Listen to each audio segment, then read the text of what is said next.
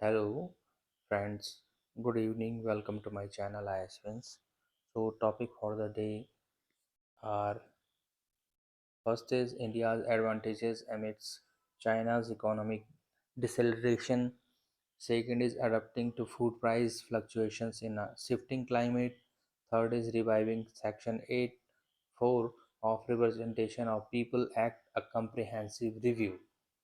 Starting with the first topic, that is India's advantages amidst China's economic deceleration. Syllabus covered here is shown. Context: China's economic trajectory was projected to rebound this year after a triad of years following a zero COVID approach. However, the most recent economic indicators paint a picture of China's economy slipping into a state of deflation.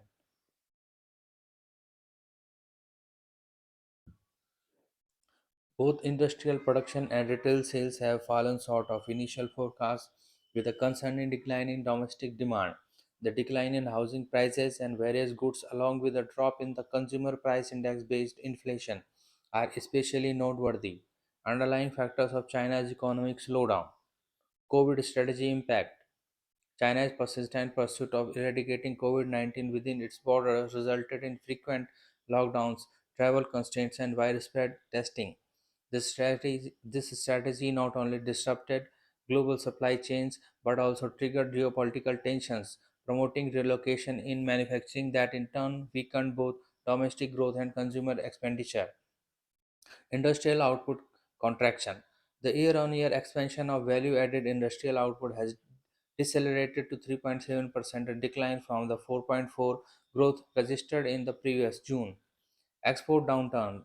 July 2023 witnessed a 14.5 decrease in percentage decrease in China's exports compared to the previous year, accompanied by a 12.4% drop in imports. Rising unemployment. By July 2023, the overall unemployment rate had reached 5.3%, while youth unemployment reached an alarming record of 21.3% in June. Housing sector collapse. China is currently grappling with a economic confidence crisis, primarily due to the near collapse of its debt driven housing sector, accounting for about 30% of the economy's GDP. Debt burden. China's rapid economic growth relied partly on substantial borrowing, while has led to a significant accumulation of debt. China's debt to GDP ratio is estimated at 282%, surpassing that of the US. Tech industry crackdown. China's government initiated a crackdown on its thriving tech sector, including video gaming tech and e commerce, citing concerns of excessive size and influence. This led to substantial revenue losses and job cuts as numerous firms downsized or shut down. Investment and consumer spending decline. Amidst economic uncertainty, both Chinese households and investors are reducing expenditures, contributing to a deflationary environment. Retail sales grew by 2.5% year on year in July 2023, down from 3.1% growth in June. Structural transformation. China has been striving to transition its economy from export and investment dependency to a more balanced model, emphasizing domestic consumption and innovation. This shift, while vital, has introduced challenges leading to slower growth rates and amplified financial risks. Trade dispute with the US. Escalating tensions between China and the US since 2018 have resulted in tariffs, sanctions, and market disengagement, adversely impacting both economies and eroding consumer and business confidence. Global concerns over China's slowdown. The IMF's previous projection indicated that China would contribute 35% of global growth this year, a forecast that now seems unlikely. Recent data suggested that China may struggle to attain its target growth rate of approximately 5%, which could in turn affect global demand. As the world's largest manufacturing economy and a major consumer of vital commodities, a China slowdown could reverberate across markets. Opportunities for India, diversifying supply chains, with many nations seeking alternatives to China for raw materials, intermediate goods, and finished goods. India's ample domestic market, skilled labor pool, pool cost-effective workforce and improved infrastructure. Positive position is favorably as an alternative destination, attracting foreign investment. China's warning attractiveness as an investment destination presents India with an opportunity to enhance its business environment, simplify regulations, offer tax incentives, and facilitate ease of land acquisition and labor reforms, fostering innovation and R&D. Capitalizing on China's vulnerabilities in innovation and R&D, India can invest in its own innovation ecosystem, fostering collaboration between academia, industry, and government. Leveraging its talent pool, India can develop cutting-edge technologies to compete on the global stage, boosting domestic manufacturing. India is actively promoting domestic manufacturing through initiatives like the Production Linked Incentive (PLI) scheme, the Atmanirbhar Bharat Abhiyan, and GST reforms, enhancing self-reliance and resilience. Strengthening alliances. India can counterbalance China's influence by bolstering economic and strategic relationships, particularly in the Indo-Pacific region. Participation in forums like Quad and BRICS support regional cooperation and stability. Amid China's slowdown, India strategically benefited by export diversification. India has expanded its export to the other nations, particularly in sectors where China's competitiveness is declining. Notably, India's exports of engineering goods, chemicals, pharmaceuticals, and textiles have experienced significant growth in recent months. Foreign direct investment (FDI) attraction. India has attracted a higher influx of FDI from companies seeking alternatives to China. To achieve this, India has eased its FDI regulations, provided incentives, and enhanced its ranking in the Ease of Doing Business Index. Reforms in sectors like electricity and land acquisition and labor has been introduced to attract investment, strengthening domestic manufacturing and consumption. Through initiatives like the Production Linked Incentive (PLI) scheme and the Atmanirbhar Bharat Abhiyan, India is boosting domestic manufacturing and consumption. These efforts aim to enhance self-reliance and resilience against external shocks. Additionally, GST reforms contribute to this goal. Fostering economic and strategic alliances. India is actively enhancing its economic and strategic partnerships with other nations, especially within the Indo Pacific region. This is done to counter China's influence and aggressive behavior. India's engagement in multilateral forums like the Quad and BRICS is aimed to promoting regional cooperation and stability. Conclusion. India's strategic response to China's economic slowdown involves diversifying exports, attracting FDI, boosting domestic manufacturing, and forging alliances. By employing schemes like the Production Linked Incentive (PLI) and engaging in China's Plus One strategy, India aims to position itself as prominent player in global supply chains and manufacturing. The prospect of diminished Chinese exports could further bolster India's efforts in this direction. Second topic is adapting to food price fluctuations in a shifting climate. It is covered under environment section. Syllabus is depicted here. Context. The connection between monsoon patterns and food prices has evolved as a result of changing climate conditions. The monsoon, once a reliable indicator of food costs, no longer follows the traditional trajectory. Climate variations have disrupted an anticipated correlation between monsoons and price trends, with irregular monsoon progressions and uneven rainfall distribution becoming the norm. What is food security? Food security, as articulated by the United Nations Committee on World Food Security, entails ensuring that every individual maintains continuous access to adequate, safe, and nourishing food that aligns with their dietary requirements and preferences, facilitating a healthy and active lifestyle. Weather impact on crops. The effects of these changing weather patterns have been particularly felt in crop yields. Unusual weather events have led to significant damage to crops, contributing to unexpected price spikes. The consequences have been evident in various sectors, including the destruction of tomato and onion crops due to extreme weather occurrences. Furthermore, floods in regions like Punjab have led to the decimation of paddy crops, impacting overall production. Monsoon and price shift. While a typical response would involve a modern nation in food inflation as the monsoon advances, the past few months have defined the pattern. Indians are grappling with prolonged high retail inflation driven by soaring food prices. Forecasts predict that this trend to persist, with inflation expected to exceed 6% for an extended period. Extended high inflation. Climate change has introduced a new paradigm for good prices. Crop losses resulting from extreme weather events have disrupted supply chains, leading to scarcity and price escalation. The scattered impact on climate related events accumulates, resulting in significant changes for food prices. The imperative of climate proofing food security. Climate change serves as a catalyst for crisis and multiplier of threats, particularly affecting the most susceptible members of society. Its repercussions on food production, livelihood, and well being are projected to propel an additional 600 million individuals into the grip of food insecurity by 2080, while exacerbating child malnutrition. The regions most vulnerable to crop failures and specter of hunger due to climate change, constituting approximately 80% of global population at risk, are primarily situated in sub-Saharan Africa, South Asia, and Southeast Asia.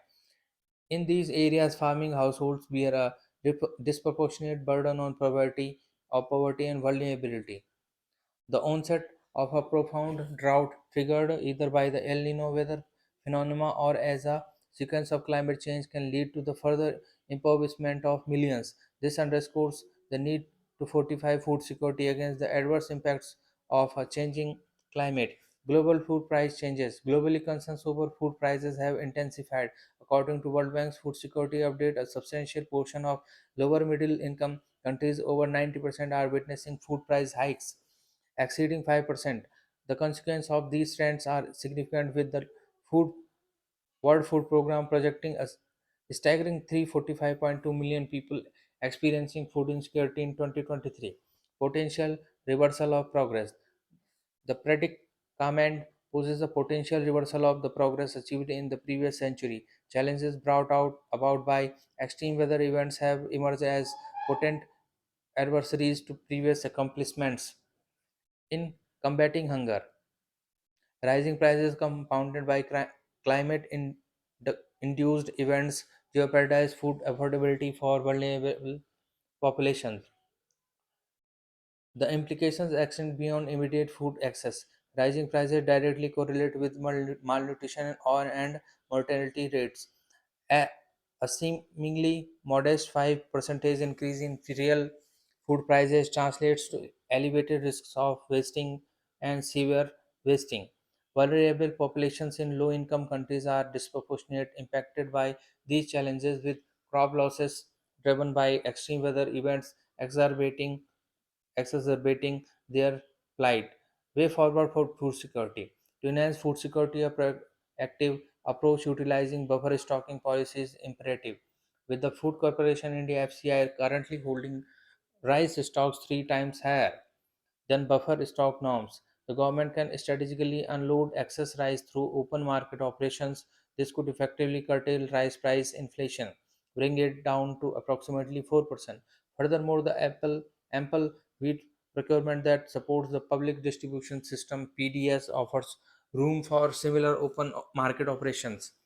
Additionally, addressing the issue of high import duties on fat and skimmed milk powder (SMP) is pivotal, with current import duties standing at 40% and 60% for fat and SMP represent respectively. A potential policy shift to lower these rates to around 10% to 15% could foster imports and mitigate domestic price discrepancies. Such measures have the potential to stabilize milk and milk product prices. To tackle the challenges of food price inflation, encouraging and cultivation of fodder crops is essential. This can be facilitated through subsidy programs or incentives, as well as through adopting suitable crop combinations and establishing fodder banks. These efforts would contribute to a more stable fodder supply, vital for livestock and overall food security. Additionally, preparedness for drought is crucial even before the impact of Factors like El Nino is officially forecasted by the Indian Meteorological Department (IMD).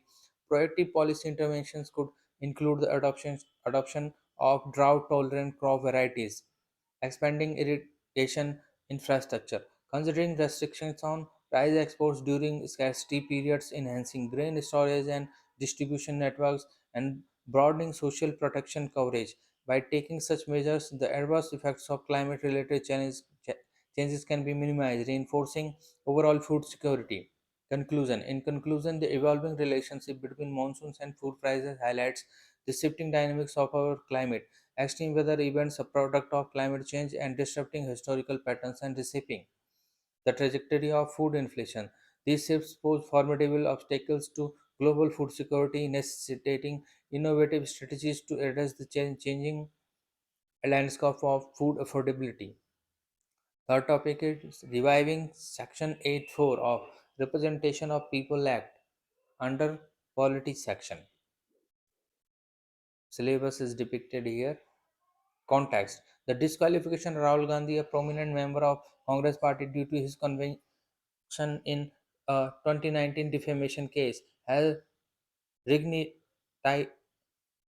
reignited discussions about the necessity of restoring Section 8.4 of the Representation of People Act (RP) Act. This comprehensive analysis critically examines and examines the far-reaching implications of the Supreme Court's judgment in Lilly Thomas versus Union of India 2013 and argues for the revival of Section 8.4 to ensure a balanced, constitutionally sound approach to the disqualification of legislators. Lilly Thomas versus Union of India 2013 and argues for the revival of Section 8.4 to ensure a balanced, constitutionally sound approach to the disqualification of legislators. Representation of People Act 1951, RPA Act 1951. The Representation of People Act 1950 and RPA Act 1951 was promulgated by Indian provincial legislature prior to the inaugural general elections. This act serves as the foundation for overseeing elections in India, encompassing various aspects of our electoral process, alongside outlining the fix of conducting elections. The Act addresses the qualifications and disqualifications of members in both the Parliament's House, Lok Sabha and Rajya Sabha, and state legislatures, state legislative assembly, and state legislative council. Comprehensive guidelines for the procedure aspects of conducting elections are extensively elaborated within the legislation. Section 8 of the Representation of Peoples Act 1951 pertains to the disqualification of representatives following convictions for specific offences. This section outlines the following provisions. First, a person found guilty of offences punishable under certain acts such as the Indian Penal Code, Protection of Civil Rights Act 1955, Unlawful Activities Prevention Act 1967, Prevention of Corruption Act 1988, Prevention of Terrorism Act 2002, etc., faces disqualification under the following conditions. If a convicted individual is sentenced solely to a fine, disqualifications lasts for 6 years from the date of conviction. Second, if imprisonment is part of the sentence, disqualification commences from the conviction date and persists for an additional 6 years post release. A person convicted of contravening laws related to preventing hoarding or profiting, adulteration of food or drugs, or provisions of the Dowry Prohibition Act 1961 is subject to disqualification. A person convicted and sentenced to imprisonment for a minimum of 2 years, excluding offences mentioned in subsections 1 and 2, is disqualified starting from the conviction date and continues for an extended period of 6 years after release. A two-judge Supreme Court bench on July 10, 2013 struck down Section 8.4 of the Representation of People's Act (RP Act). Section 8.4 had provisions for convicted lawmakers to hold on to their seats provided they filed an appeal within 3 months of their conviction. Article 103 of Indian Constitution. Decision on questions as to disqualifications of members. If any question arises as to whether a member of either House of Parliament has become subject to any of the disqualifications mentioned in Clause 1 of Article 102, the question shall be referred to the decision of the President and his decision shall be final. Before giving any decision on any such question, the President shall obtain an opinion of Election Commission and shall act according to such opinion. Instant disqualification and Lily Thomas case. The landmark judgment in Lily Thomas versus Union of India 2013 marked a pivotal moment by striking down Section 84 of the RP Act. This provision previously allowed a 3-month window for appealing convictions during while disqualification was deferred.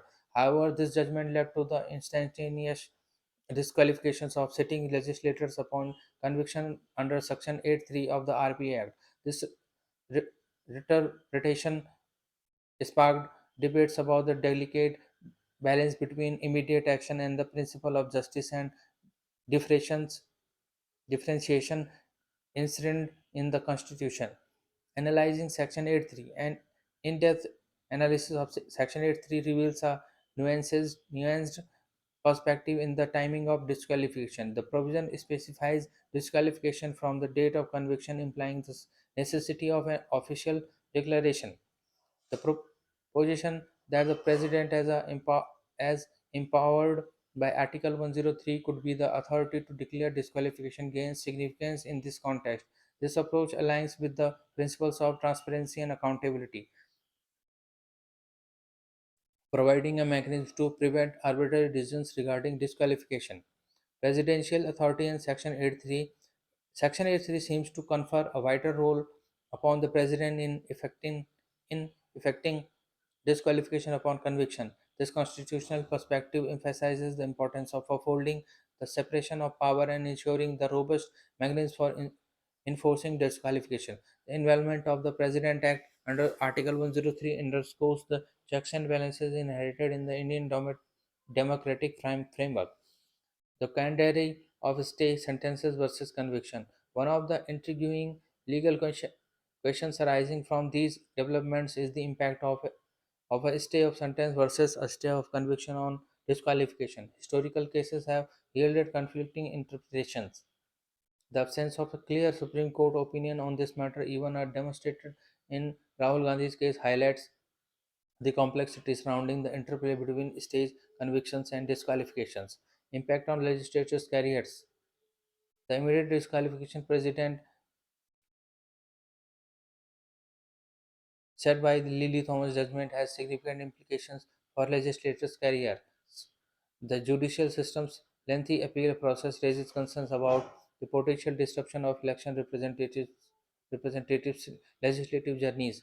The exceptional case of the Agra court shift intervention in staying a conviction demo- demonstrates the rare expedited response that may legislators might not have the privilege of experiencing. Balancing differentiation.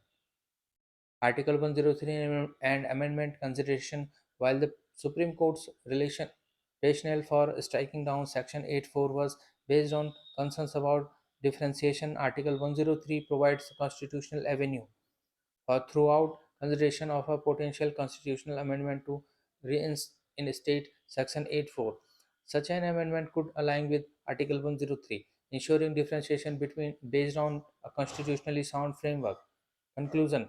The restoration of Section 84 of the RP Act demands a multifaceted evaluation of legal, constitutional, and practical implications. This analysis underscores the need for a comprehensive approach that preserves legislators' careers, respects the constitutional spirit, and safeguards the principles of justice, differentiation, and separation of power. The delicate balance between immediate action and the procedural fairness is pivotal in ensuring a robust and equitable framework for disqualifying legislators.